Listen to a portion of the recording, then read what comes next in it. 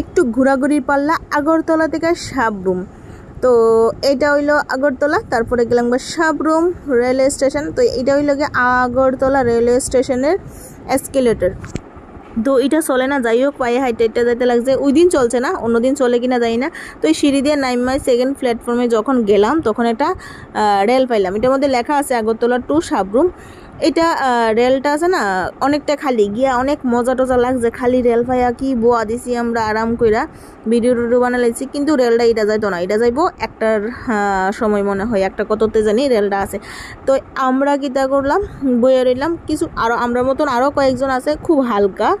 তো যাই হোক ওই দিন আমরা যাওয়া হইলো। নইলে হঠাৎ করে আরেকটা রেলের শব্দ পাইতেছি, পু। তখন আমরা বুঝছি যে এই রেলটা যাইতো না। তাড়াতাড়ি করে চুপি দিয়ে দেখি আমরা যে আরেকটা রেল যাইবো, সামনের রেলটা যাইবো। তাড়াতাড়ি করে দৌড়াইয়া ফালাইয়া আরেকটা রেলে উঠছি। তো এই রেলে উঠছি মানে খাইতে লাগবো। তো এই মেয়েও খাইলো, আমিও খাইলাম ঝালমুড়ি। তো আমি গেলাম মাসি শাশুড়ি বাড়িতে বেড়াইতে। মাসি শাশুড়ি বাড়িতে গিয়া দেখি কত সবজি। তো আমি একটু ভিডিও বানাই লিছি, কত কষ্ট করে আমি সবজিটি করলাম এটা বুঝাইতেছি আর কি, আদৌ কিন্তু আমি করছি না।